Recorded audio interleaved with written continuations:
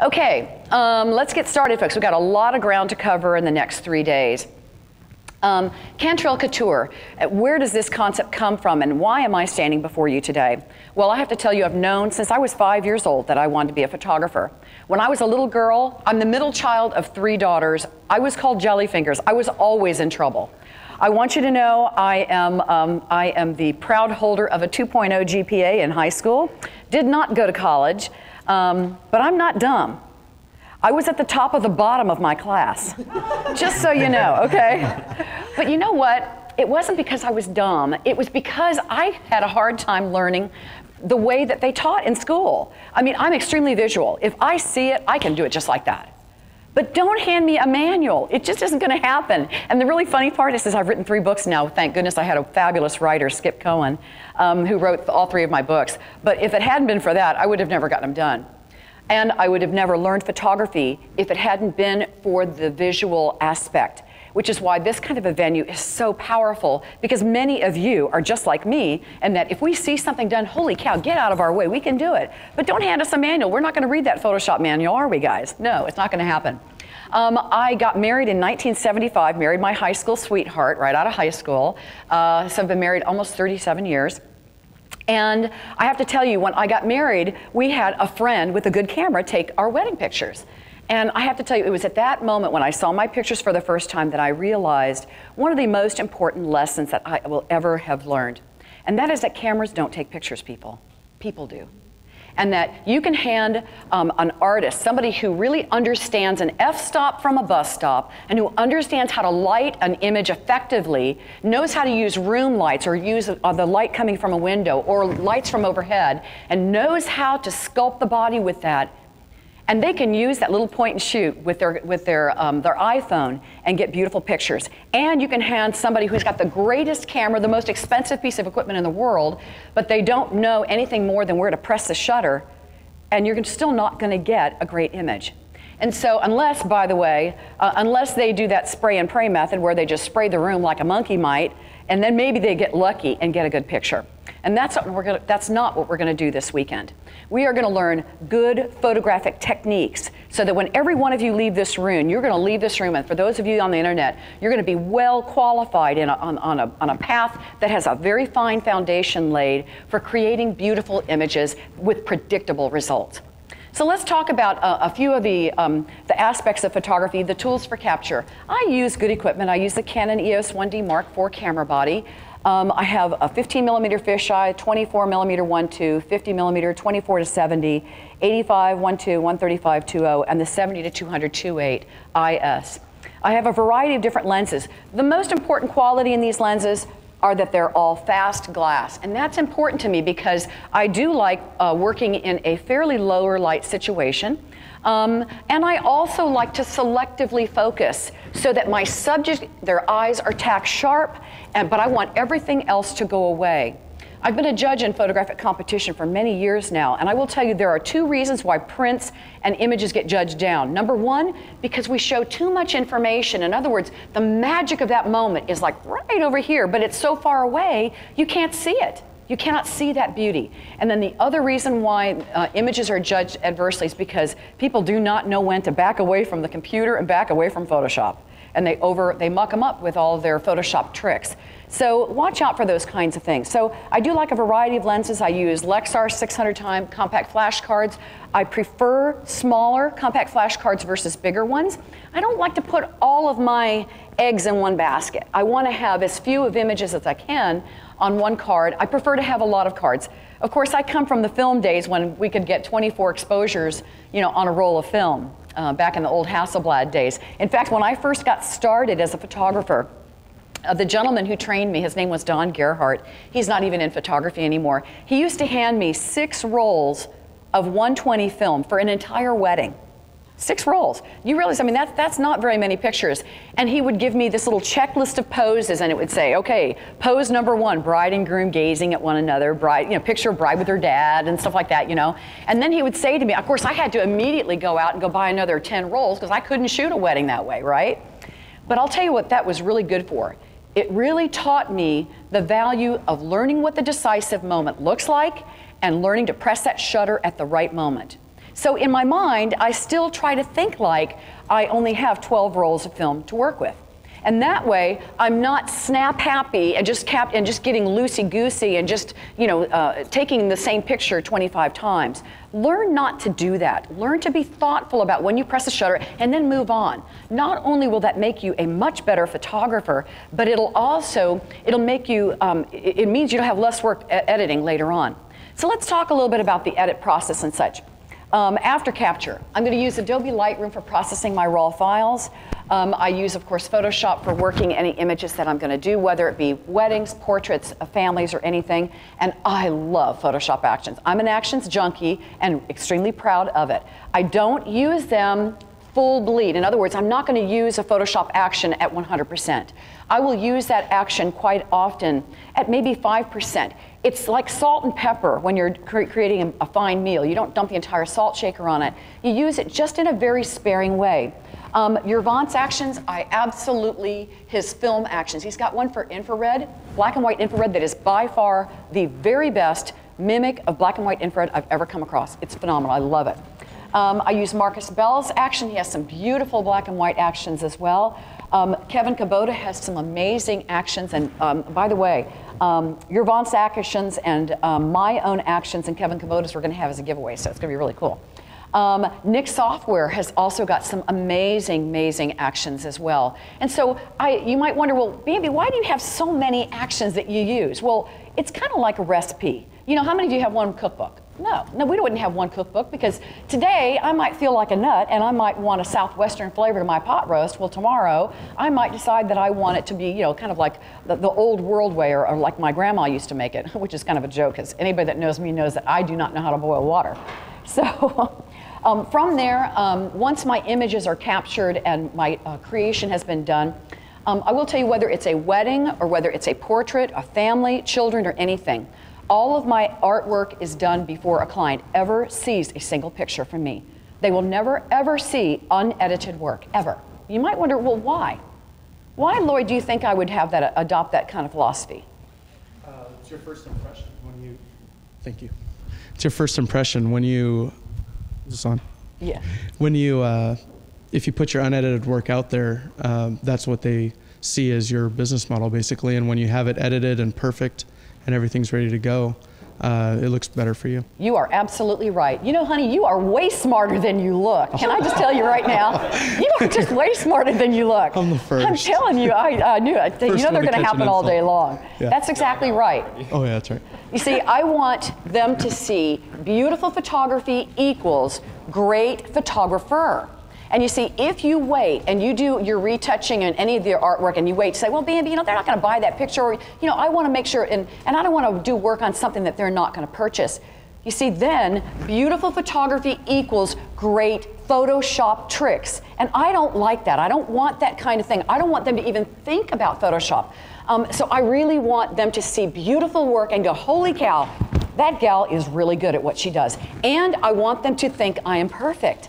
And you see, if you show them images that you're gonna edit out later on, then guess what? They see that maybe you're not all that perfect, and I don't want that. Yes, Lauren. So, what do you do with like skin retouching, which is if you have close-up and it takes just quite amount of time to do a correct skin retouching? Good question. What do you do if you have to do all the retouching on the skin? I retouch it. It's that important to me. However, I'm really good at retouching and I'm really fast. It generally takes me about maybe a minute and a half to retouch, and that's to retouch like to do a really good skin cleanup. Now, let me make this really clear. I don't make babies look like plastic dolls. I don't make them look like plastic dolls. I don't make women that are my age, that are in their 50s, I don't make them try to look like they're 25. I want them, especially mature women like myself, I want us to look rested, I want us to look beautiful, but I don't want us to look like we're 25. So there's a fine line in making somebody look better. It's like wearing makeup. Many women today wear makeup, and that's kind of what I want to do. Is I want to just clean up the lines underneath the eyes, soften the skin tones a bit, and then make them look better than they do. Great question. Can we talk about that? How you do it in a minute, because it takes me 30 minutes. Do you know what? I wish I had time right now. And if we have time during the 3 days, I'll be happy to run you through some of my quick Photoshop techniques for cleaning up the skin. Because it really is important, especially for mature women. I can promise you, that woman is never, ever going to see herself unedited, unretouched. You know, because it's so funny. Isn't it funny how we think we look really cool, don't we? I mean, I got up this morning and I'm going, yeah, you are looking pretty damn hot today, you know? And then when I see the footage, I'm going, holy cow, who is that old chick? That's not me. I know it's so not me. And yet, you know, because we don't see ourselves the way we really look. We see ourselves the way we think we look. And if we saw ourselves the way we really look, heck no, we would so not be wearing spandex, okay? It is so not a good look for women my age. Anyway, we'll get to go on to that, okay? Excuse me. I use PWD Color Lab in Atlanta, Georgia. They do a lot of for those, if you don't want to do your own retouching and your own color work, they're a great lab to work with. Graphic Authority for textures and backgrounds. Albums Inc., their Epica line, and also Azura Album Company for albums, and then Shoot Q for keeping my company well organized. So now let's move on. Our first segment we're going to talk about this morning is about boudoir photography and creating beautiful images in that kind of a scenario. You will find that my style of photography is very clean. I don't use a lot of props. In fact, our set this morning is very, very simple because I don't believe you need to have lots of tchotchke and lots of stuff to make a pretty image. If you understand the way to light a photograph in a way that's going to be beautiful for your subject, and you understand how to compose it properly and minimize background elements that are of a distraction, you can create beautiful, beautiful pictures literally anywhere, including the bathroom upstairs, which I'm hoping we're going to get a chance to go and photograph in at some point this weekend. So let's talk about the way that light falls across your subject and about the way that you can pose the female form specifically to create a beautiful image. And you know what? This young lady right here, all she is a bride not wearing a white dress. Do you see that? You see, concepts are concepts, and posing concepts are absolutely universal for women. There's a certain concept, and so what she's wearing has nothing to do with, it's not going to change the way we pose her to create a pretty image. It's not at all going to change that. So let me give you a real quick demonstration of that. Come here, Michael, I need you for help for a second. Okay, now, yeah, I knew you knew this was going to happen. Okay, Michael, can I have you just turn towards the audience? First of all, can we just all agree this is going to make one seriously butt ugly girl, just for the record, okay? It would so make a really, really ugly girl, but that's all right. Huh? You're comfortable with that, huh? I am. Okay, now, if y'all just look at him straight on into the camera, like from where you're sitting, okay, would you say that he looks, he looks pretty bulky, right? It's making him look a little bit bigger. And not only that, but he's about the average size of many of our women today. Isn't that true? Because the average size of the American woman is a size 14. And I know from around the world, there are many women that are not, little tiny girls anymore. Many women are bigger. But now watch what happens when I pose him in a specific way and tell me if it doesn't make him appear more slender than he did a minute ago, okay? So, Michael, first of all, by the way, are you a professional model? No. Okay, just want to clarify that. Did we practice this? Only in the bathroom. Oh, okay, yeah, there you go. Somehow that so does not surprise me from him, okay? I'm sorry, Linda. I know, I bet you have to fight for bathroom time, don't you? He's like, no, I'm not quite done yet. We have our own bathrooms. That doesn't surprise me at all. Okay, so, Michael, I want you to turn your feet towards me right here. Excellent. Now, why did he do that correctly? But I did more than just show him how. Oh, your gestures. Michael, turn your feet towards me here. You see, he did it again the same exact way. Why did he get it right? I stood where I want. I gave him a point of reference. Laurent, this is exactly, when you're posing people, you give them a visual cue as to where you want them to go. You will never, ever hear me use words like left or right. Do you know why? Why? Why am I not going to say, turn left? Why would I not say to Michael, turn left? Who's left and who's right am I talking about? Does that make sense to you? Mm-hmm. You see, and the more that you learn the art of communicating with very visual, simple cues, especially for a wedding when logic does not reign as king that day anyway, right? Then the better equipped you're going to be able to pose your stuff, get them done really fast. So learn the art of visual cues. The next thing that's really important is, you notice that I didn't do this. Laurent, do what I'm doing right here. Michael, do this. Why would this not be correct? Why would I not want to do this? Why would I not want to stand like this and say, do what I'm doing right here? Because you can't see what he's doing behind you? Thank you. That's exactly right. That's right, Lloyd, because you see, when you turn your back on your subject, you can't see his eyes. I have lost my connection with him.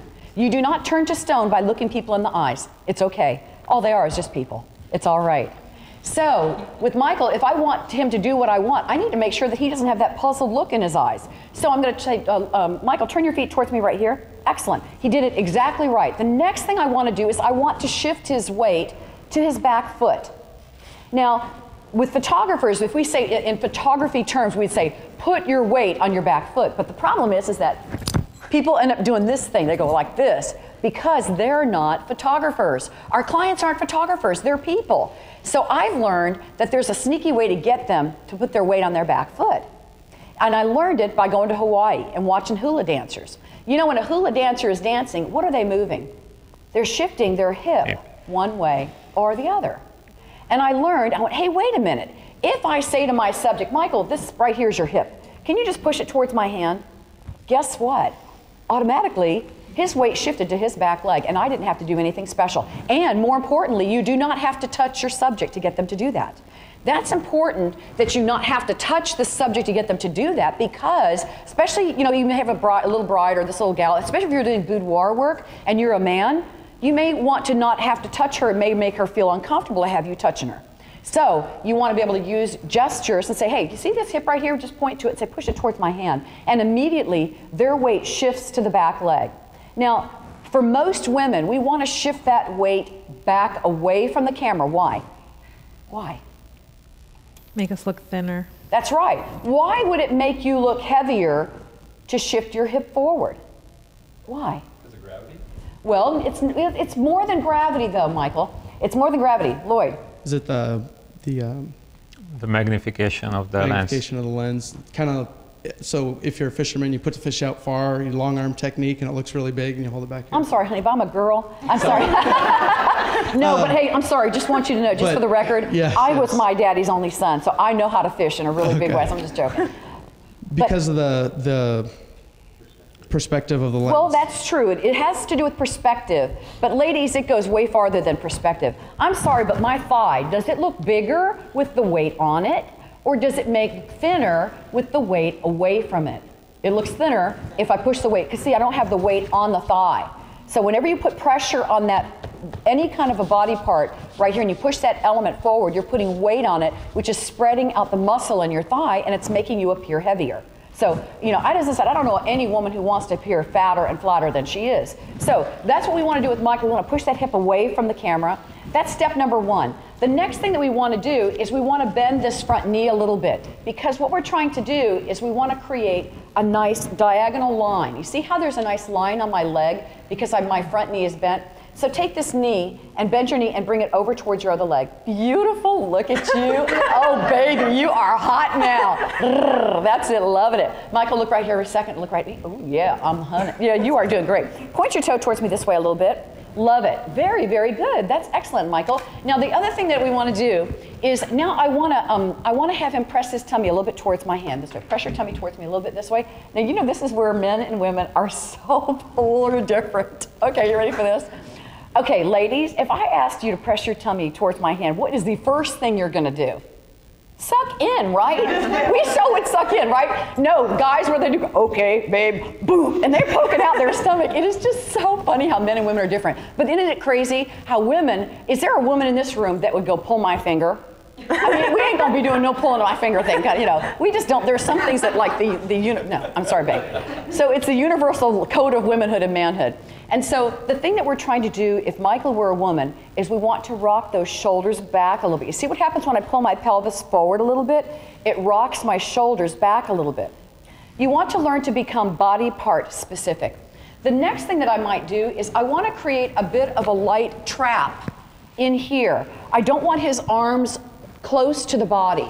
That's real important. You see, the closer his arms are to the body, then I can't see this. You see, this light trap is what gives his waist or her waist context.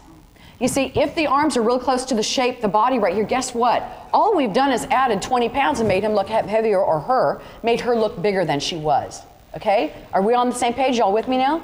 Okay, so thank you, Precious. You did a good job. So now let's look at some slides, and we're going to look at some examples on using those posing concepts in relation to the light source. So let's talk for a moment about the kind of lighting that you need to have to create beautiful images like that. Where is the main light coming from in this picture? Would you agree it's coming from over in this direction right here, right? Now, you'll notice that she has her body turned towards the light source, but where is the camera in relation to that? Where's the camera position? That's the critical part. Now, is the camera in the same direction as the light? No. The camera is away from the light source. Why? Because we want that highlight and that shadow underneath her bust line. We want that shadow on her cheek.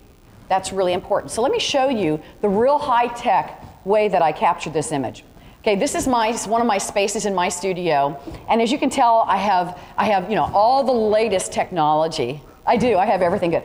These are just two simple windows in my studio. I have 20-foot ceilings, and so I have two windows. And then we have this really amazing piece of insulation board that I got at what is it called? At Home Depot for like $2.59. One side has silver duct tape on it, and the other side is white. I use it as a large reflector. And this is what I use my tripod for. I haven't used a tripod in 100 years. I just don't, I find it slows me down too much, and I don't need a tripod. I find that it's too confining. For me, and I don't need it to, if I'm photographing in a slower shutter speed, I can hand hold my camera with a 70 to 200 millimeter lens on it at 1/4 of a second without getting movement. Learn to play little games in your mind to learn new techniques, folks. If you do that, guess what? It means that you're never at a loss, and you always have in your mind a plan B. So I always have little games that I play. It keeps me busy and keeps me, gives me just a little side game for myself. So one of the games that I play is if I'm shooting a wedding, I go, how low can I go? And so I'll go, okay, I'm going to try to go for 1/2 a second. So sometime in the evening when there's dancing going on during the wedding, I will have my clients, and I'll be photographing, and I'll say, I'm going to try to get a 1/2 a second exposure without getting movement. So I'll go, let all the air out of my lungs. I brace my arms across my chest and very slowly press the shutter. And then I see, well, did I get it? Is there too much movement? And then it helps me to learn a new, a slower way of photographing. And because there's sometimes when you don't want to introduce flash because it's just a little bit too sharp and too hard. The other thing in this picture is this piece right here. This is just a piece of opaque plexiglass that actually fits up in these windows. It's the same side as these windows, and I just put it up in the window when I need it. And when I need a white floor, I just lay it on the floor so that I can have my subject sit on top of it on the floor. And that way I have something very, very simple. So my main light is coming from the windows, and then I'm going to fill in the face just a smidgen with my reflector. Now, you don't want to fill it in all the way. I don't want that light to be equal on both sides of the face. I want dimensionality. In other words, highlights and shadows. Shadows are what give any image its dimensionality. That's what gives it its shape. And so we want people to have shape. It's so important. So you want to think about whenever you're about to take a picture, say, well, where is the main light coming from? And how do I pose my subject, and what direction do I pose my subject in relation to that light source? Okay, does it make sense? Questions? We doing okay? Yes, Michael. Do you always use a full-length foam car, or do you actually use sometimes just a circular one if you know you're going to shoot? Sorry. If you know you're just going to shoot from waist up? Yeah, from torso up. Excellent question, Michael. No, I have. In fact, one of my favorite reflectors is the 5-in-1 reflector. It has 5 different reflectors in one. It has a black side, a white side, a translucent, a gold side, and a silver side. And for portraits, if you're doing 3/4 length or half length, it's very, very easy. You can get beautiful, beautiful results. So you don't have to buy this very specialized piece right here. This just stays in the studio. When I go on location, we take that reflector, the other ones with us that are much more portable, and are able to use those on location. This one just gives us a real nice, soft bit of fill. Okay, yes. Is there a color that you use the most, like the white or the silver? Excellent question, Linda. Depending on the subject, if I'm working with someone who has a person of color, like African American, or a Filipino or Chinese, someone who's got darker hair, then I might be inclined to use the silver side of the reflector, because with darker skin tones, what gives that face its dimensionality are not the shadow areas, it's the highlights or the little speculars on the face. That's what gives that skin its dimension. What gives Caucasian skin like myself dimensionality are the shadow areas that appear. So on my skin, I might choose to use the white side of the reflector. Excellent question. Any more before we go on? Bambi, the internet is loving this. Oh, good, I'm You're glad. saying you're making everything look so easy. It is easy. No, it's actually really hard. It's very difficult. You never will get this. I'm just kidding. Okay, but now hang on a second. Wait a minute. By the way, just for the record, this is my son's little brother. This is my dog, Cooper. And the reason this slide is in here is that I want you to look at the quality of light, besides the fact that I miss him terribly and he's as cute as they come. I mean, come on. That is the cutest dog in the universe. Look at the quality of light. Look at the light in his eyes. This is in that same location, so it doesn't matter whether you're photographing a person, whether you're photographing a woman or any kind of a creature. Just watch the way the light falls across them. You can tell the main light is coming from this side of his face. Would you agree with that?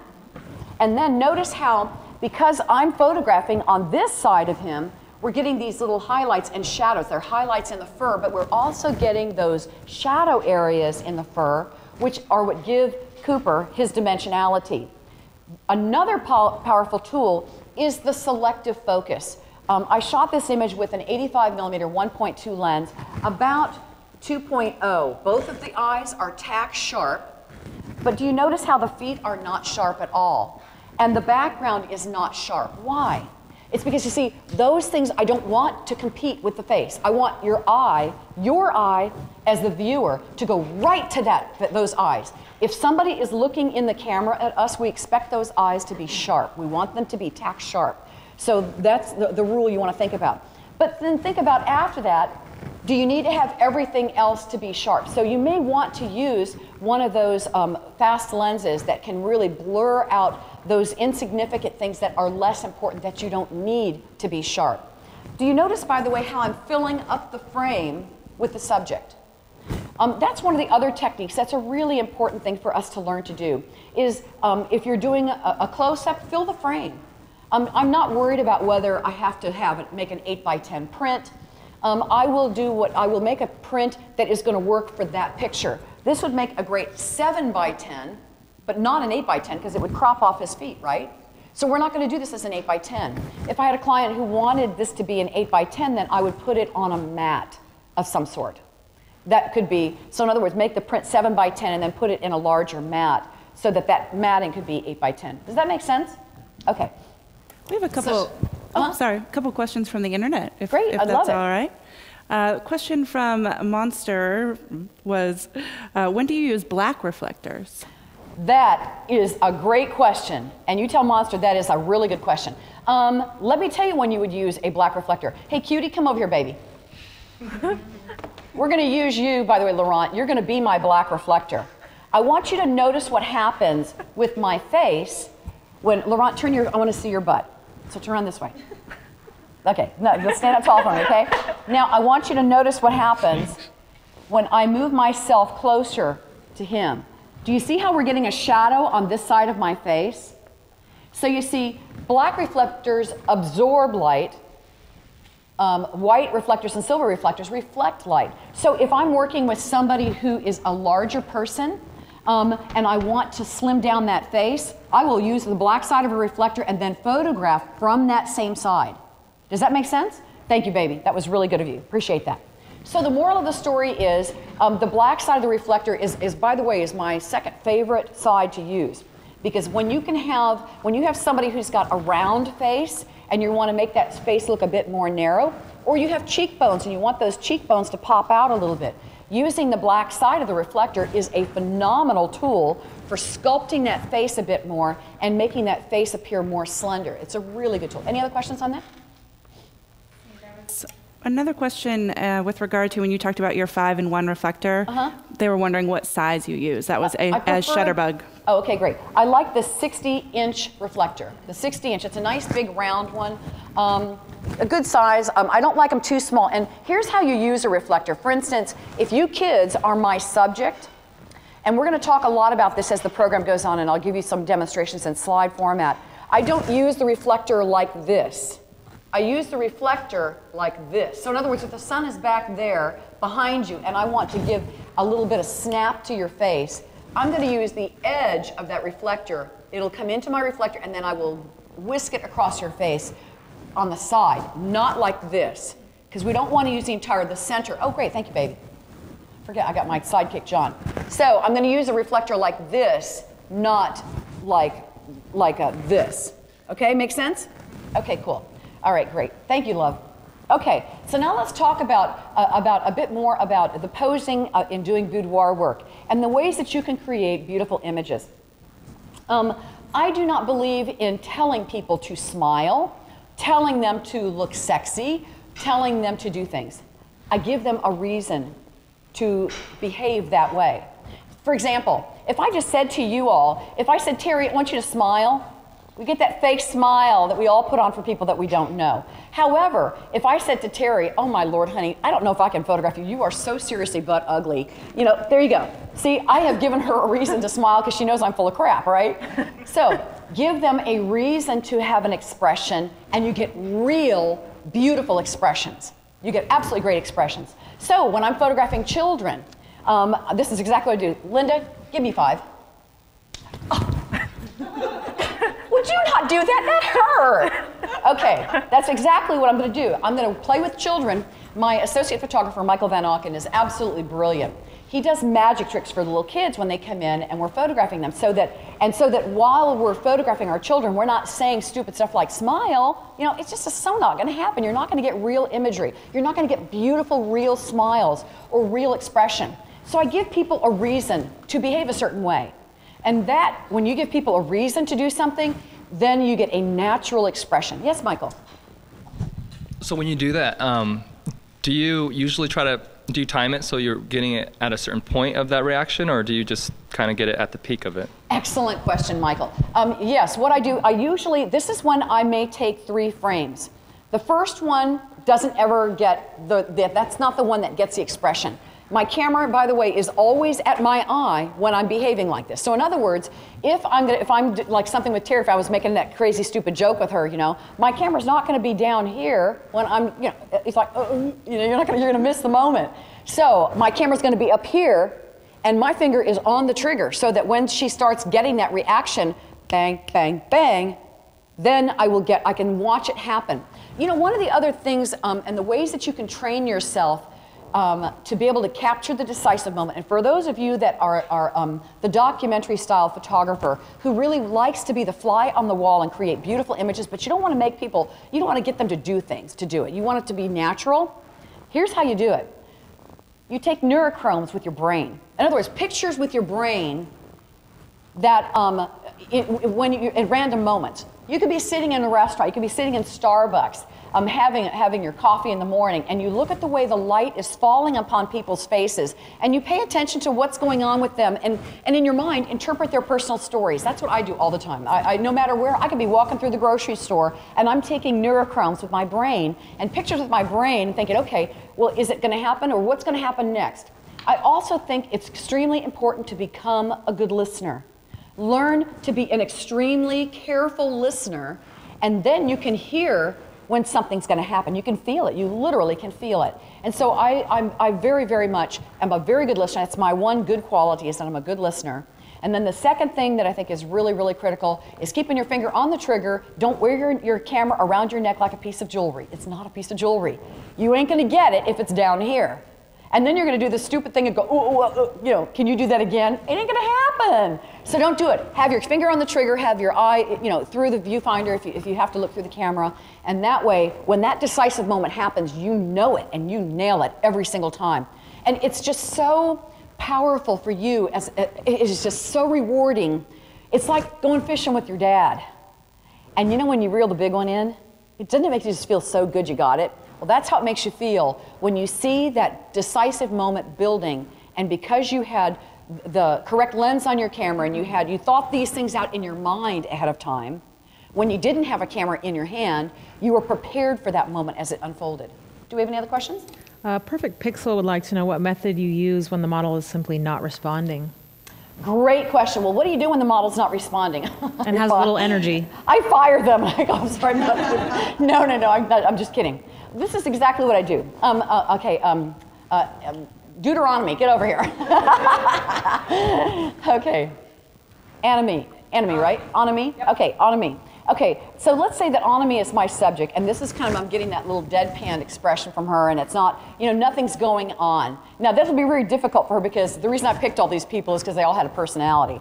But just, but for instance, if I will tell you there's two things that cause your subject not to respond. Number one, you're boring as hell. I'm sorry. But if you have the personality of a carpet, you aren't going to get great pictures. So learn to fake it and have a good personality. I have known a number, I know, women are always, You've got that part down, Gabby. I know, I got totally that do part that, down. yeah. This is not me, I'm really shy in person. But, I really believe that it's important to have, to pretend, become an actress at that moment, and just have some fun with people. It's been my experience that people are very much a reflection of who you are. And if you are having fun and you're animated with them, they cannot help become animated. And so but there are some things that you can do to loosen them up. Okay, so Anime, did I get it right that time? Of course. Anami. Yeah. Okay, Anami. Okay, I want you to back up a bit. Okay, and this time what I want you to do, Anami, is you're gonna walk towards me and I wanna see some sass in that backside, okay? Okay, you ready? See, now she can't even keep a straight look on her face already. Okay, ready? 1, 2, 3, go. That was the worst job I have ever seen. That was just so pathetic. Did you see that? I mean, look at that. That's so cheesy. Okay, one more time. You ready? Okay, girlfriend, come on. Oh, yeah, oh, yeah, she's got it going on. Bang. Okay, it's not about the act of having her walk. That's not what this moment is about. But did you see what happened with her face now?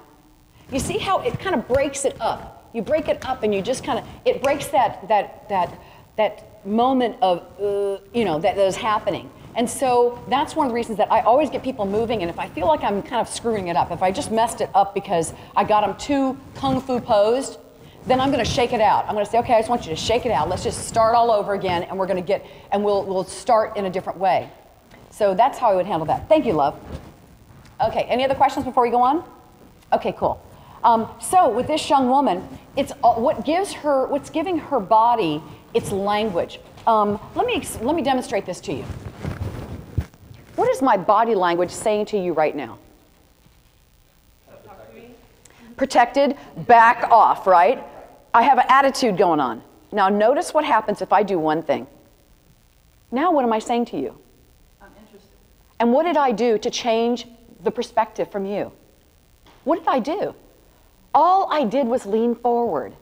So you see, body language, the attitude you can get from your subject, that you can create in the way that you pose your subject, speaks volumes about the way, whether they're leaning forward to the camera a bit or leaning back. Aloof is back off. For men, if I'm photographing a man, I may want him to lean back a bit because it'll give him that more powerful look. If I'm photographing women of any kind, any age, I want her engaged a little bit towards the camera. Now let me demonstrate one other technique for you. I want all of you that are sitting here today, and all of you, by the way, that are viewing, I want you to, by the way, y'all are going to need a mirror at some point. Y'all want to get you a little mirror for those of you that are out in the audience.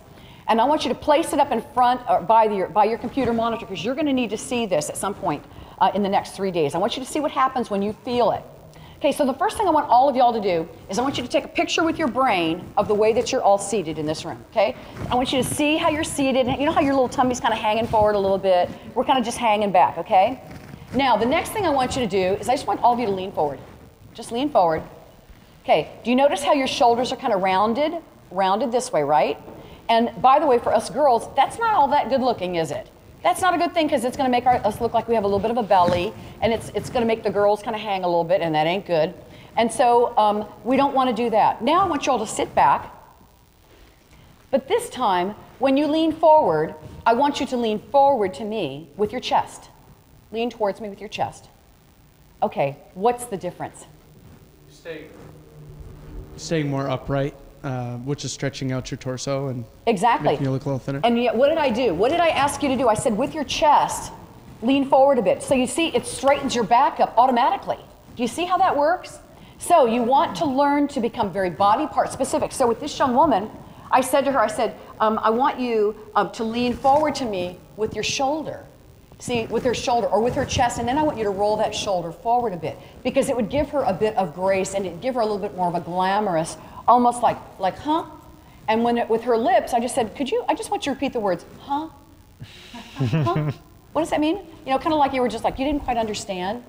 And then notice it all has to start with the feet. Always with the feet. Even if you cannot see the feet, they must be there. You must have the posing correct on the foot. So if my knee is bent, like I showed you with Michael a little earlier, then all I'm going to do is now say, with your chest, lean forward a little bit. See how that leaning forward with the chest? And then here's one other thing that's really important, is that you want to have your subject, when they're leaning forward, for you men especially, this is really critical, you never, ever, ever use the front of your hand, ever. Why? Because can you imagine saying, lean towards me with your chest? Oh, that is so not going to happen, right? Because it's invasive. Your hand this way is invasive, and it's grabby, and it kind of feels nasty, doesn't it? But notice what happens if I say, lean towards me now with your chest. You see how the back of the hand becomes harmless. It's a harmless entity. And so these kinds of things are the language that you want to use. Learn to become extremely specific on what you want people to do, and they'll do it just like that. It makes it very, very fast. Questions? Okay, we doing okay? All right, good. Let's go forward. Okay, having people seated or laying down can be a really, really flattering thing for them to do. And especially, by the way, if you're photographing someone who's a bit heavier, if you want to minimize the bulk, or you want to, there are two ways that you can do it. Number one, crop it out. If it's bigger and you want to get rid of it, crop it or hide it.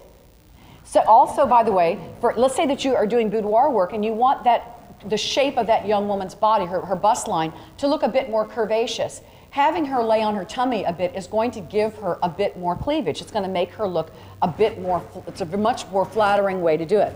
And then, again, notice where is the light source in relation to the camera.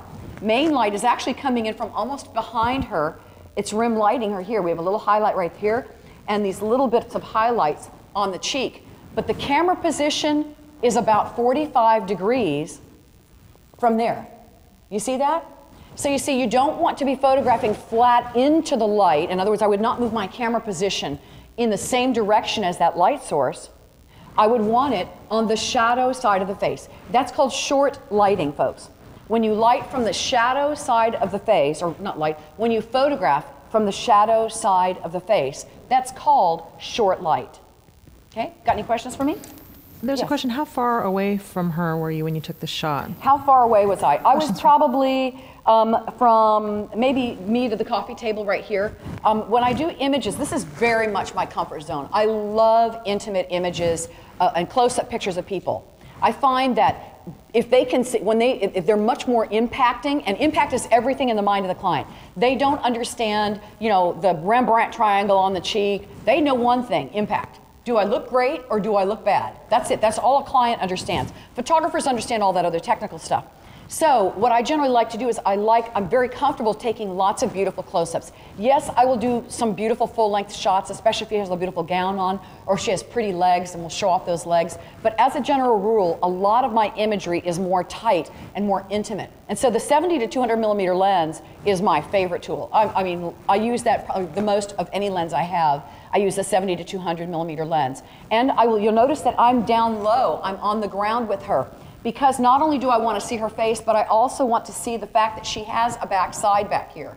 So I want that to continue just a little bit, but I want it to be out of focus. I don't want any of this to be as focused as the face, because it starts competing with the face. It starts competing. Another question? Sure. We might be getting to this later, but are there any tips for getting male subjects, grooms, engaged, and any male-specific pose tips other than what you've already talked about for grooms? Absolutely. In fact, I need a guy for this. Let's see, who could I use? Okay, come here, cutie. Yeah, okay. Great question about photographing men.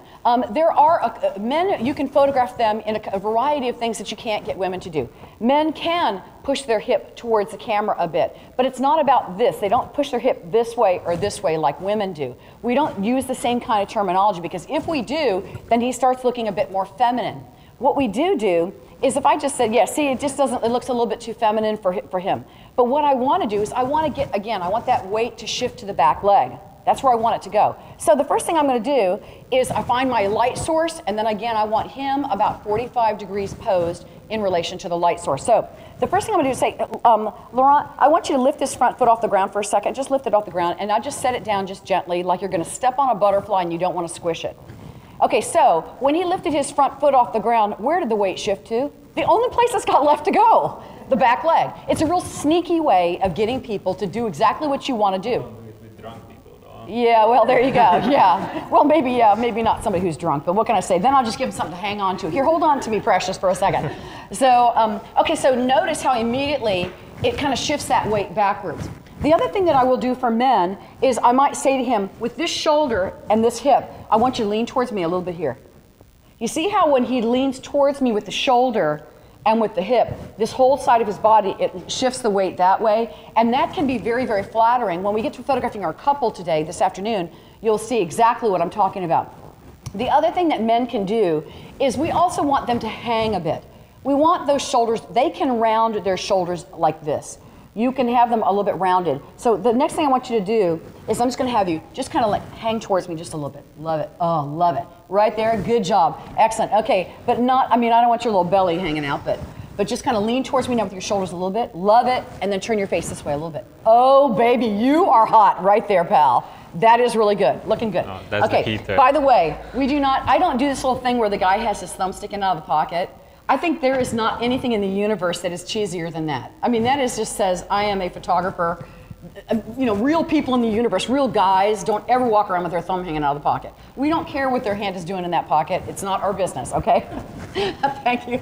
Thank you so much. Okay, we doing okay? Oh, Bambi, there were a couple questions about hands, Okay. especially for men. How would you place them? Okay, so for hands for guys, I want his hands just to be comfortable and relaxed. I want him to put the whole hand in his pocket. I want a bit of a bend in that elbow. So if I were a guy, then I'm going to do this with his hand, and I want a bit of an elbow in that hand, in that arm right here. Or I'll bring him down. I don't have a problem with guys putting their hands in front. Some people call that the fig leaf pose. But a lot of guys naturally do that. They do that naturally. So I try to make it real. As I said, I try to stay away from anything that is photography terms, because it's just too posy and it doesn't feel real. And that's why I don't do that thing with the thumb hanging out of the pocket. And by the way, if you're judged in photographic competition, have that little hot dog hanging out of the pocket, okay? Have that thumb hanging out of the pocket, because if you don't, they're going to so seriously dock you points, okay? So, but in the real world of photographing normal people like you and I just want their hand, or if we were a pair of jeans, I'll just have him tuck his thumb through his pocket and maybe make a fist with his hand, or keep it loose, just relaxed and casual. He may tuck it through his belt or in his jacket. His hand might be hanging out with his thumb hanging through his pocket. Any other questions? Well, just to follow up on that, Eric Ashley had asked, does Bambi specifically pose hands and fingers, or does she let the model place them naturally? So, for example, in other types of It depends scenarios. on the scenario. I do pose the hands very specifically when I'm working with women. Okay, come here, Terry. And especially this is really important for women, because you want to be able to have those hands looking very, very graceful. So if I'm posing the hands, and this is what I want. Notice how I'm taking my thumb and I'm putting it in the middle of the palm of her hand. Because when you do that, it automatically makes the hand lay very nicely. I might, if I need her to just relax your hand, I go like this if I need to relax the hand.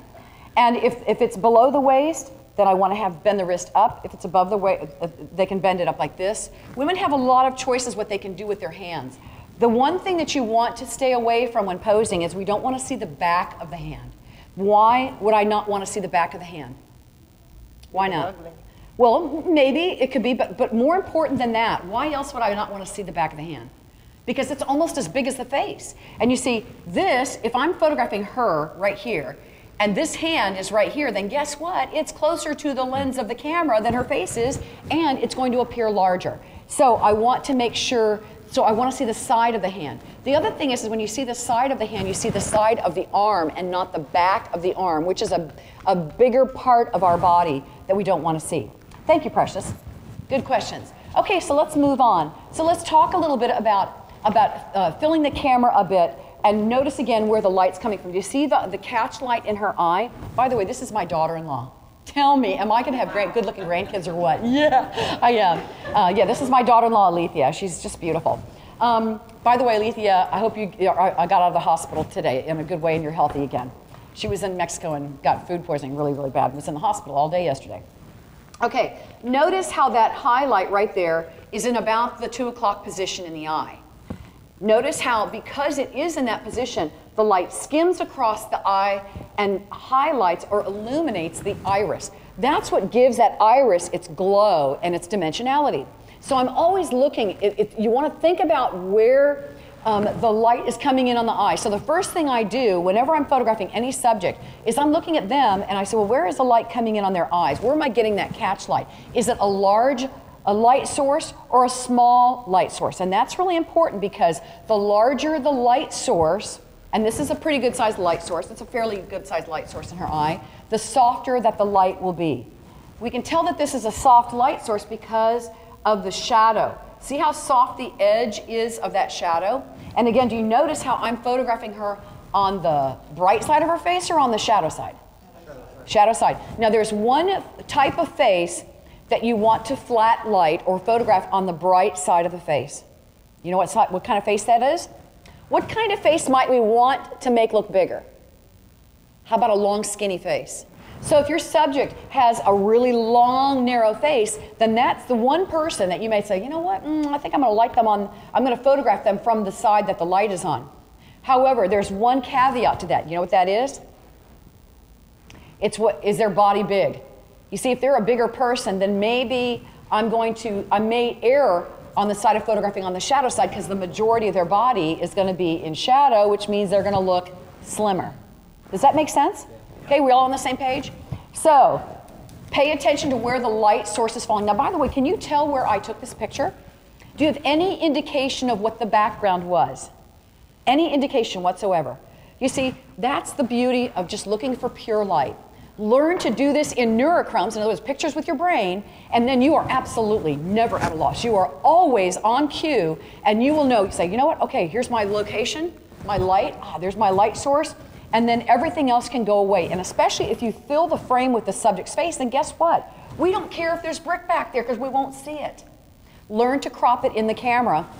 Use shallow depth of field. Cropping in the camera, shallow depth of field coupled with beautiful soft light photography is your best friend as a photographer. It's absolutely going to save you when you're in that first church of Uglyville, and we have all photographed in that place before, right? Yeah, we all have where they had all the kids' pictures on the wall and all the handprints and all these colorful, trips to Mexico and all this colorful stuff. Well, you can literally photograph absolutely anywhere if you pay attention to the light source and filling the frame with your subject's face, and then use shallow depth of field. Yes, love?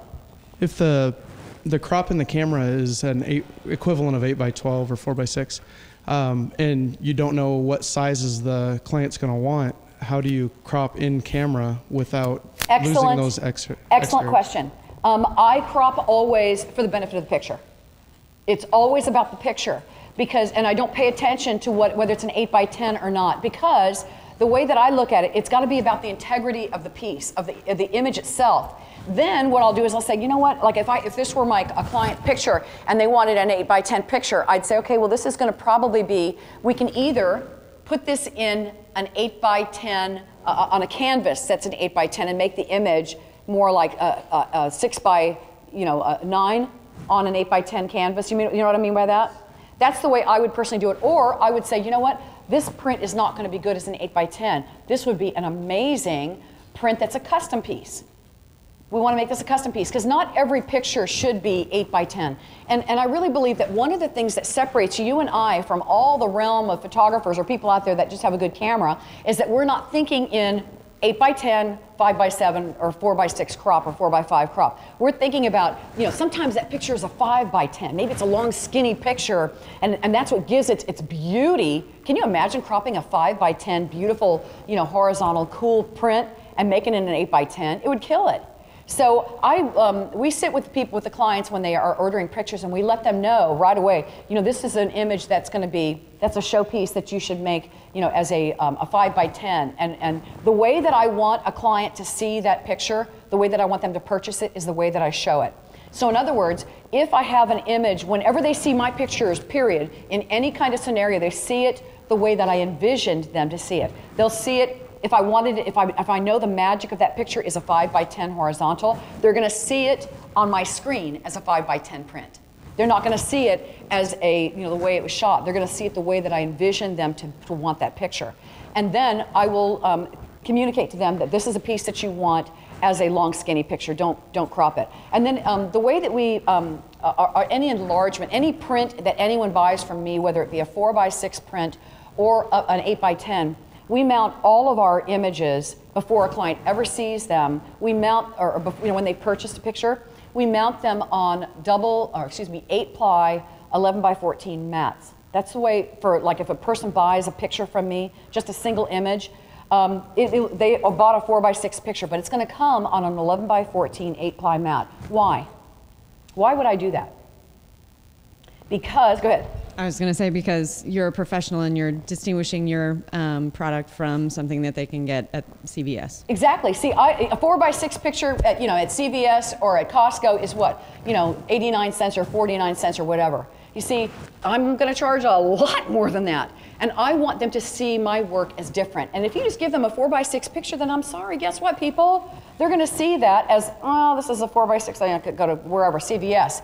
How come you're charging so much for your prints? Well, my prints are art pieces when they get them, so that it validates, it's all part of the mystique. And I charge the same amount that I do for an 8x10 or a 7x10 as I do a 4x6. It's all the same price. Why? Because it takes me just as much work to print a 4x6 and to do the artwork on that piece as it does an 8x10 image or whatever the case is. Does that make sense? Okay, so let's go forward. I know we're getting our time starting to get close where we're going to start doing some real photography soon. We have about I just want to let you know the internet is loving. Yay, I'm so happy. Everybody's having so much fun. I'm so relieved. Yeah, and they love you and your personality. Oh, good, I'm sure. so glad. Good, and good. Our scheduled break is in about 20 minutes. Okay, good. All right, great. Okay, yes, Tara. Just one quick question about your proofing. Do you do proofing online? Do you do proof books or anything Excellent. like that? Sorry, I have to go get some water. Excellent question. For weddings only, I do 4x6 proof prints that, again, all my retouching is done before they ever see a picture. I generally take on a wedding somewhere between, around 1,000 images for a whole, 12-hour day. And then I'm a very heavy editor. I edit down to about the best 600 or 700 images that a client will actually get. Those are printed by PWD Color Lab in Atlanta, Georgia. They're 4x6 prints. And I don't like those dumb proof book magazines because I don't know of a single woman my age that can see a picture that's that big. They can't see it. And you know what? If they can't see it, they can't buy it. They can't get emotionally attached to it. So I want a big proof. So I do 4x6 prints. I want them to touch those pictures and hold them and pass them around. I want every Aunt Martha and their relatives to have those pictures and to share them. And I want them to be screaming off the page, and by George, I want those pictures screaming in my behalf. That way, I'm not only going to photograph this event, but guess what? Every other family friend that they've got, they're going to have to come see me because they've seen my work. And they're not seeing some stupid little proof magazine where the pictures are, 1.5 inches or 2 inches big. They got to get a freaking microscope out to look at it. I just hate that. Can you tell I get a little passionate about that? I'm sorry, but I just don't like them. But, and then we also do for weddings, we do an online service as well so that they can view pictures online, so that for family and friends that are out of the country, that they can purchase images. I will tell you, for weddings, I'm extremely well paid to get my butt out of bed. So I am not there. I don't care if they buy a single 8x10 after the fact. I have made a very, very nice profit to show up. That's important to me because I don't want to be printing those stupid Christmas cards. It's like, how much money is in that? And you got to go hunt up the pictures. It's just a waste of time. So I prefer, I give them all of their digital files. And yes, the digital files that they get to keep are the high resolution, retouched digital files. I would be mortified. I'm certainly not going to give them an image that's not what I want them to see. But again, for weddings, that's because I'm extremely well paid to show up. So my profit is built into my wedding coverage, and that way they get whatever they want. For portrait work, I do not do online proofing for portraits, nor do I do proofs. But here's why. If you're doing if you're trying to sell a portrait client a wall portrait, how big is their monitor? You think they're gonna say, oh, I want a big picture, Bambi. How about an 8x10? You see, they can't see if they're viewing online for portrait work. I'm not going to be able to sell them a 60-inch wall portrait because they can't visualize how big that is. And so they buy a little tiny picture because they think, oh, I want a big picture, 8x10, because their monitor is small. And so for portrait clients, they come into the studio. We have an entire slide presentation that we show. We use Triple Scoop music, which is fabulous copy-free music, so that they can purchase slideshows. And we can actually, with a good conscience, we can use that music and without plagiarizing upon, artists. I mean, I wouldn't want people copying my work illegally. Why in the world would I, be disrespectful to all of these musicians out there and use their music without getting permission? So I use Triple Scoop music. It's amazing, amazing music. It's a really great way to purchase songs. And then I will show them their beautiful images in a slideshow format. For boudoir specifically, we are doing albums. And in fact, I will tell you, for our portrait clients, we're finding that they're really enjoying albums as well. So for your portrait clients, don't think you can only sell them a wall portrait. Many of today's families, I really believe in selling them yearbooks. This year in the life of your family. This year in the life of your child, because that child will grow. And the other cool thing about doing albums once a year for a client, not only do you have a client for life, but you're documenting their beautiful family history year after year. Do you know how many pictures you can put in a person's home of their little kids? Trust me, I know, because I have a number of clients who have a shrine in their house to their children. But I mean, you can only sell them so many wall prints, and then you got to start thinking, okay, well, what else could I do? Albums are an absolute phenomenal answer to that, because you can do 10 or 20 images in a beautiful book. For boudoir, it's an absolute perfect entity, because you can put this beautiful collection of boudoir images in an album that's very discreet. So if you are showing some nudity in some of my images, I do some tasteful nudes. I don't do Playboy style, so we're not showing, anything that is, we're not showing any of that stuff, It's very, very tastefully done in a very, very dignified way, but it's images that you may not want to hang on your wall. Yes? So when you are actually shooting boudoir, is everything covered? Like No. when you are shooting, or just crop it out? Sometimes it's cropped, but especially I'm very conscious of showing anything in the lower region. I don't, I'm going to cover that. If it's breast, we cover with arms. If she has a very pretty breast, if she's got very pretty breast, we may show, I may occasionally show some breast, but I don't show anything that's, if it's something of the bottom, if we're going to do some nudes, then I'm going to use her body to cover herself in a very dignified way. She might take her hand and cover her bottom, with her hand in this area. Bending that knee, by the way, is a great way to hide parts that we don't necessarily want to show. Does that make sense? Yeah. Maybe later I can ask. It's more about, like, you are a female photographer and shooting female subjects. Yes. And then as a male, we try to keep them covered, and so they feel comfortable, all the time wrapped. And it's well, just a I challenge. really understand that. I know that being a woman in the boudoir world especially is a plus for me. Yeah. It is absolutely a plus. However, it's been my experience, for many of you women that have a male doctor, a male gynecologist, I mean, I'm sorry, but after they've seen a few, it's not that big a deal anymore. So the way I look at it is, when your camera is up at your eye, you become invisible.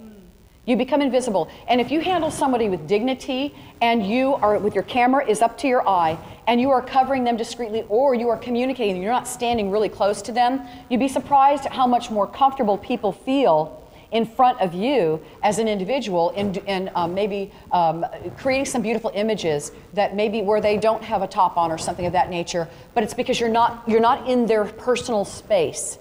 So I'm not saying that you shouldn't do that or you can't do it, but whatever you do, you need to speak to that person in a very dignified, very, very classy way, and use appropriate language. As I said, I use gestures. I say, push your hip this way. Using the back of your hand to gesture is a great way to get someone to be more comfortable, because you're not using the palm of your hand, and that's more invasive. Does that help? Yes. Okay. Yes. I just would like to step back just a little bit. when you say the albums are big now, Yes? do you mean an actual physical album where you put the pictures, you slide them in, or do you photo books? Excellent, excellent question. They're always physical, real books. So in other words, they're not like an online book. Because why? Because women are tactile creatures. We want to touch and hold stuff. You know, there's not a pregnant woman that can walk in a room that we're not migrating and wanting to touch her belly. It just happens. We just immediately, isn't that true? We just automatically just migrate and like a little beacon, you know, we just immediately assume that it's okay for us to go put our hand on some lady's stomach, you know, it's just what we do. So they're real books. However, I like albums that are designed, like we can do our designs in Photoshop, lay them out, so they don't have to be a matted book. They can be one of those beautiful books that are done like, you know, as I mentioned, that Azura does for me, or that Epica Albums does, where they're a digital album. In other words, they're going to be, the files are going to be sent to the lab, they're going to be printed and then bound in a beautiful album that way as well. So, but a variety of different ways. I don't have only one way to do my books. Sometimes I use matted books. The way that my services are handled, it depends on the client. And when it comes to posing your subject, whoever your subject is, I don't have a set way that I pose people or that I communicate with them. And it's because I don't know who you are yet. You see, I really believe that my style of photography is based upon the individual that I'm photographing. And this is how I determine who I'm working with. I look at what they're wearing, because fashion, in my opinion, rules the world. It absolutely rules the world. That's why we have coach seats in a Lexus. And that's why, you know, I believe that, you know, that's why we use certain tones in our home, color schemes. Like in 1975 or in the 70s, there was avocado green appliances in your kitchen. It's just what, but it started with the fashion world. So the first thing I do when someone walks in my studio is I look, what are they wearing? Does their handbag match their shoes? Now, what in the heck could I possibly learn by somebody's handbag matching her shoes? What does that mean? What's that have to do with anything? Linda, what does that have to do with anything? They have style. Well, maybe they may have style, but it goes way farther than that. Come on, Terry, what does that mean? If her handbag matches, everything matching. Yeah, which tells me what? They're into details, right? What if they're huh? Or conservative. That's true. They could be very conservative. So these things, it tells me a lot about who I'm working with, so that I don't have to ask them that stupid question of the universe, which is, what kind of photography do you want? That, I'm sorry, is the stupidest question that has ever been, you know, what's a dumb question? You know why? It's a stupid question because people don't know what they want. It's like going shopping. I go to Nordstrom's yesterday, and this little lady comes up to me and says, can I help you? And I go, no, thank you, I'm just looking. When 5 seconds later, something calls me. Why? Because I felt it. I saw it, and then at that moment, then I realized what I really wanted. And so it goes back to photography from the standpoint that many of us don't know what we want, but we know what we want when we see it. So the unspoken is what they're wearing. That tells me volumes about who I'm working with. It tells me whether they're real private, whether they are very conservative. It tells me if they're wearing big flashy earrings and a big belt, woohoo, you know, that tells me they're a little bit more like Versace. They like sparkly things. That tells me volumes about that girl. That tells me she wants to be noticed, doesn't it? It's like, woohoo, look at me. So those kinds of things are going to tell me a lot about the client. So I let their visual style dictate the way that I pose them and the way that I engage with my subject. Any other questions before we move on? I just want to say we have about 10 minutes till break, so okay. Awesome. Okay, great. Okay, so and just getting to the lighting again. Notice the light is coming from over here. This shoulder being raised up right here is important for her. This leg right here, the fact that her leg is bent, that is really important. What would happen if I had that knee down in front? Yeah, all I've done is add 20 pounds to her thighs. So the forward thigh, the forward leg is the one that I want bent because it's going to take any pressure off of that. Here, I need a chair, cutie. Can I borrow your chair for a second, baby? Okay, notice what happens with my thighs. Now, and by the way, this is a rare sight, getting to see this fatter side of Bambi. But hey, I'll do anything for a cause. Okay, notice what happens with my thigh, okay? I'm sitting here, and this is so embarrassing, and I'm going to hate this, but you know, you got to do what you got to do. But if I just have my thigh just sitting down in this chair, this is kind of like, by the way, would you not agree this is the potty pose? I mean, we all have it, right? We do that, but that's what this is called, the potty pose. So, okay, but notice how it just makes that thigh just, it's like, hello, beacon, big thigh, right? But now notice what happens if I, first of all, move forward in the chair and I eliminate, so it's not flattening out. Already, I'm making that thigh look thinner. So now if I lift it up and then I cross it over, it's making the thighs look smaller in here because I'm not flattening it out and I'm not creating that more pancake area down here in the thigh. So it's much more flattering for your subject. Questions? Okay, you doing okay? All right, so let's move forward. One other thing before I go on, notice we have highlight and then shadow and then another highlight on her face and then more shadow areas. This is really important. Because the main light is crossing her body here, do you see how small the highlight is on her arm? That's really important because in this photograph, which is closer, her shoulder or her face? Shoulder. That's right. So because that shoulder is closer to the lens of the camera, if I were illuminating that arm, if I had the light on this arm, guess what? That arm is going to be showing up and it's going to be bigger than the face and it's going to make the arms look heavier. Okay? So really think about where you're positioning your subject in relation to that light source. I love lots of negative space. In fact, we talked about this a moment ago. This is a great example of an image I would absolutely not crop as an 8x10. It would just look ridiculous. It needs breathing room. It needs to have room for your eye to travel. We read from left to right. So the PowerPoint, that right-hand third of the picture, is a very powerful, powerful spot. The light is coming in, again, from this direction right here. We get a nice highlight on her face. And in her case, she's one of those people who can actually have the flat of her arms. She can cross her body, and she can squeeze herself, and we can see the back of her arms. It's okay, the back of her hands. But why? It's because, again, most of that arm is in shadow. Only the edge of the arm is illuminated. So that's why it'll work. So in her case, with this was one of those young women. By the way, she has a long, thin face.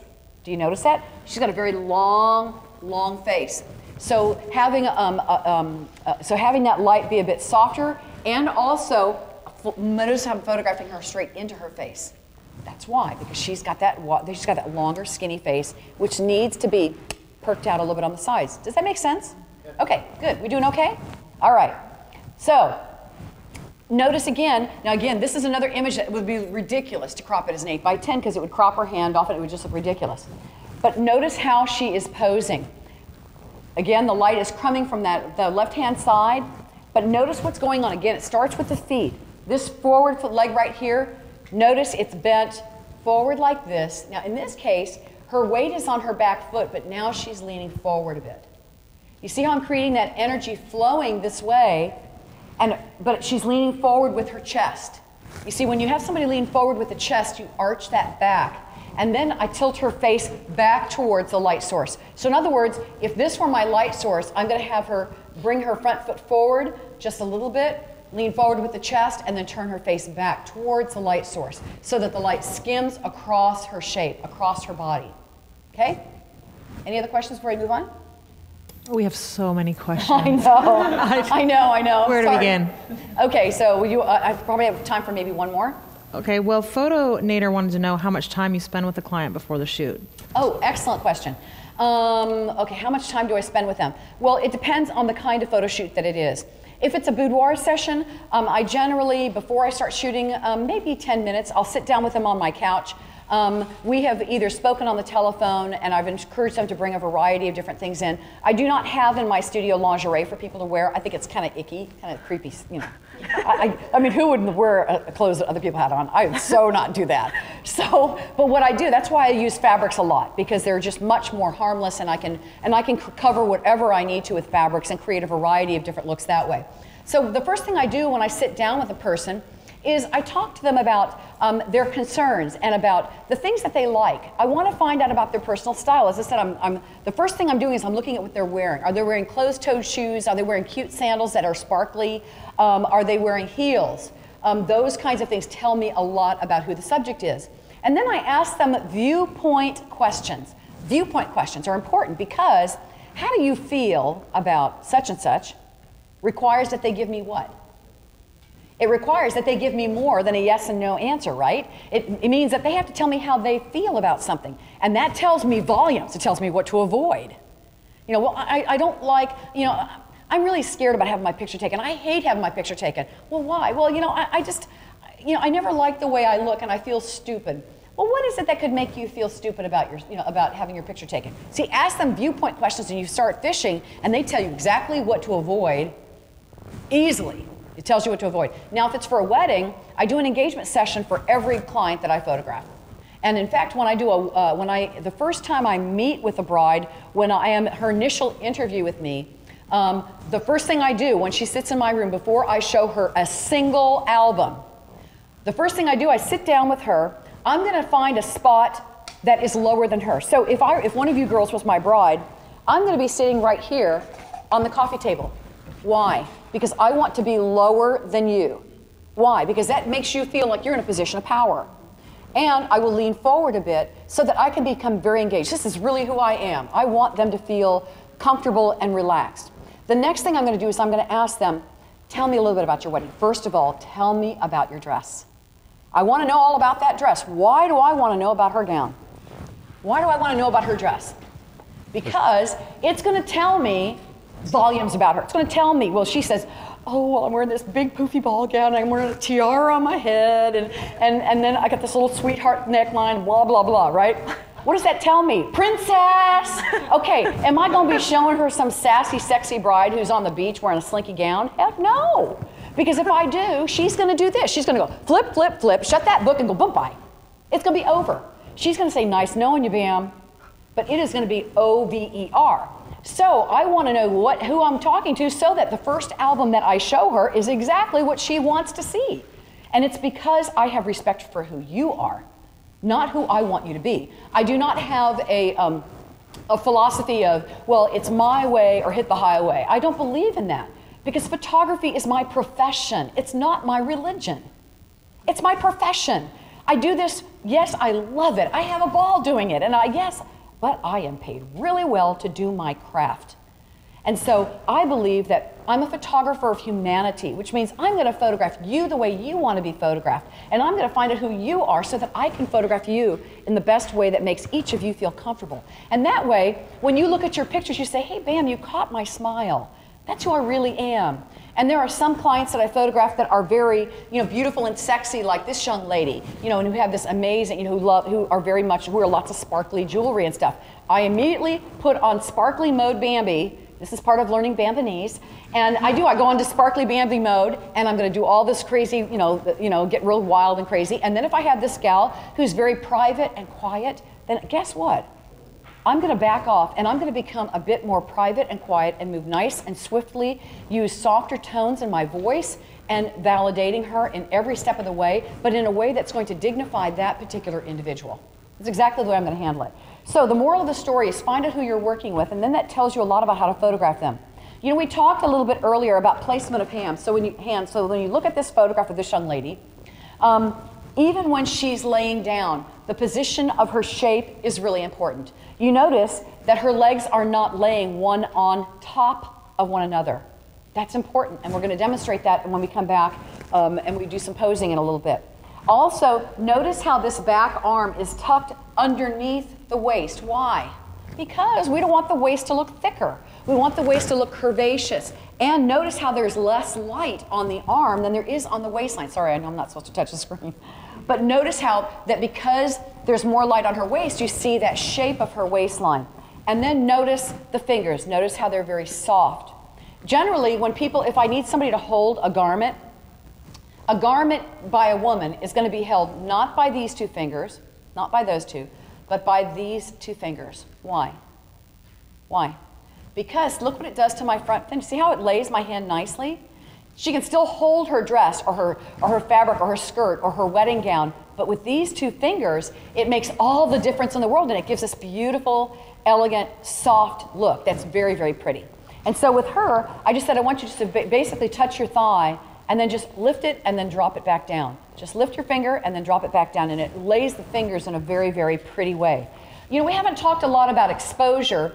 Let me tell you a little bit about how I meter. I use the light meter in the camera, in the Canon system. I use only the smallest amount of metering that you can. I don't like the 45, the matrix, the 45 degrees, where you can meter for everything in the entire universe. I don't like that because I know exactly what I want to be exposed properly, and that is her skin, I want that to be exposed properly. So I use the center focusing point and the evaluative metering, which is the little circle with the dot in the middle, because I want the center of that picture to be where my focus and where my metering is taken from. And then I will halfway hold down the trigger, halfway, so I can lock the exposure and lock the focus, and then I will recompose. I don't use the wheel on the back. I use this finger only. Only because I just want to concentrate on one thing. I got to give me one finger. I can handle that, okay? I just find, the wheel, one more thing to have for me, my little poor brain to have to think about. So I want one finger. I don't use the focusing mechanism on the back. Give me just a shutter, just like any, just one finger work. That's all I have to do. So that way I can have my focusing done in a proper way. I use manual metering only. And the reason is because I get a much more accurate exposure. You see, when you look at exposing your subject, you have to think about what color are their skin tones, whether it be African American, darker skin tones, or whether it be somebody who's really, really light skinned. You have to consider those when you're talking about exposing, because in your camera, the light meter in your camera, any light meter only understands one thing. There's a black point, a white point, and 18% gray in the middle, and your camera exposes for 18% gray. What does that mean? Well, if you're photographing my skin, that's about accurate, because my skin is approximately 18% gray. But what about somebody who's African American? Is their skin 18% gray? No. It's probably at least a stop to 2 stops under. So to get a proper exposure on darker skin tones, I have to actually fool the light meter in the camera and underexpose. So that's really important. That's why I use the manual metering, because then I can expose for the individual that I'm working for and get a proper exposure on them, which gives you an overall, gives you a better foundation. You see, the less work that I have to do with those files afterwards, the better. I want to be able to get as much done in the camera as humanly possible so that I don't have to spend hours retouching. I don't have to spend hours composing, and I don't have to spend hours doing other things. I can concentrate on great expressions and know that I'm going to get it in the ballpark. I do shoot in RAW mode so that if I happen to be off by a half a stop, I'm okay. As long you have 4 stops of exposure compensation when you're using RAW in the Canon system. 2 over and 2 under. So as long as I'm, not within, over that, then I'm going to be just fine in my exposures. But generally, I try to fall in to getting it right in the camera, which is why I like to meter manually. And I know we're about out of time for this segment, right? Do you have any last question? Oh, sure. I mean, we have tons of questions. We can go a little bit over, our producer says, if you'd like. Great. Okay, so depending on what you'd like to do before the break. Okay, well, let's give me one more question, then we'll talk about this slide here. Yes. When you showed your lenses that you like to use, a lot of them, almost all of them are really fast lenses. Mm-hmm. When you're metering on a subject and then holding the trigger down halfway and then recomposing, when you're at 1.2 or 1.4 or 2.0 even, how do you deal with the what's clear and what's not? Excellent question. I'm not kidding you. You seriously are way smarter than you look. You really are. You're a smart guy. Okay, what you have to think about is I pay attention to the eyes. When I'm moving, am I going to move, when I recompose, is that eye still going to be sharp? So in other words, I'd want to make sure that forward eye, the one closest to the camera, is going to be tack sharp. So as long as I lock down the exposure, if I just move it horizontally, that eye is still going to be in focus. The other element that goes into that you have to think about, in my case, is that the Canon system that I use, the Mark IV system, has the smaller chip in it. It has the smaller chip. So it has a bit of amplification factor. What that basically means is a 1.3 amplification factor. So in other words, my 70 to 200 is more like a 100 to 300 millimeter lens. But one of the other things about that is that you have inherently greater depth of field for the given f-stop. So 1.2 isn't like what it would look like on like the 5D. The 5D camera has the full chip, it's the same size. 1.2 is exactly 1.2. But on my camera, because I have the smaller chip and it has the amplification factor, you have greater depth of field for the given f-stop. So I actually have a little bit more like, I'd say more like 2.0 is the way it actually visually looks. Great question. Okay, let's move on just a little bit. I've got a few more things to cover with you. You can do beautiful, beautiful portraits of just about anyone. Notice with this young lady that I've got her arms pressed against her shape. You see, there are all of the concepts that I'm teaching you are conceptual. They're concepts. They're not absolutes, because there are exceptions to any rule. And in her case, because number one, we're not seeing that arm on the left-hand side or on the right-hand side, and we're only seeing this one arm. By bringing those arms underneath the bust line, I can push the bust together and give her a bit of amplification in her chest. So there are exceptions to every rule. So in other words, if you can't see it, is it really there? So sometimes, like with the arms especially, if I want to enhance the bust line, this is especially a powerful technique for mature women. If you're doing boudoir for an older woman and you want to give her a little bit more cleavage and give her just a prettier bust, bring those arms underneath the bust and then have her squeeze slightly, and it's going to give her a pretty shape. But you've got to make sure that you crop those arms, crop it out, the arms out, so that it doesn't add bulk. Does that make sense? Okay, again though, notice where the light is coming from. Notice the catch light in her eye and how it skims across the iris. It's a very soft light source. In this case, the light is coming from the right-hand side, and it's just illuminates a nice big spread out light, which is very, very flattering for just about any subject. By the way, this is Marcus Bell's black and white action. It's just gorgeous action.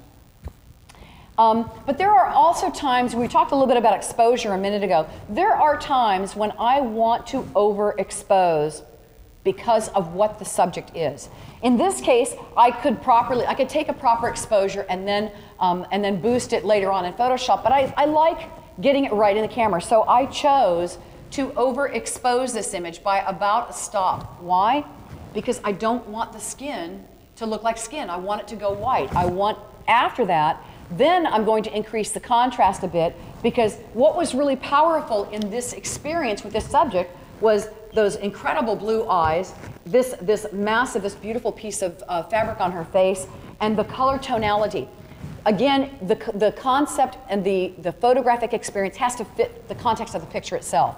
So in other words, I'm not going to try to make her look all soft and prissy, because it doesn't work with that subject. So I want to have a bit of high contrast to make those eyes pop. The other thing that will happen when you add contrast to that face and blow the skin out, hey, guess what? If you've got somebody with really bad skin, guess what? Bye-bye. All of those imperfections in the skin, or a lot of them, go away, and you're not going to see them. So it's a really, really good thing to do. In this case with this young woman, exactly the same kind of experience. The scenario suited the treatment. So I chose to overexpose a bit using bright sun. This is in the bright sun. I'm photographing her in a bright sunny day. How do I look at the tiny, how small her pupils are in her eyes? You can see again the light source. And this is actually a small light source. How do I know? Look at the shadow on her nose. See how it's got a sharp edge to it? It's got a fairly sharp edge. Now you can't see it as much because I overexposed the image a bit to make it blow out a little bit more. But only because I really wanted just those eyes to pop and those lips to pop. And I really wanted them to show up. By the way, is the sun in the sky a large light source or a small one? Small. That's exactly right. It is a small light source, except on a day like today. When we have clouds or diffusion or that kind of thing, then we're going to have, when you have diffusion of any kind, whether it be clouds or fog, then it becomes a large light source because it spreads that light out. But generally, the sun is a small light source only because it's so very far away. Well, on that note, we're going to take a short break. And when we come back, we're going to actually get to working with our real live models. So I hope you guys will join us in a few minutes, okay? Let's get busy and we're going to have some fun.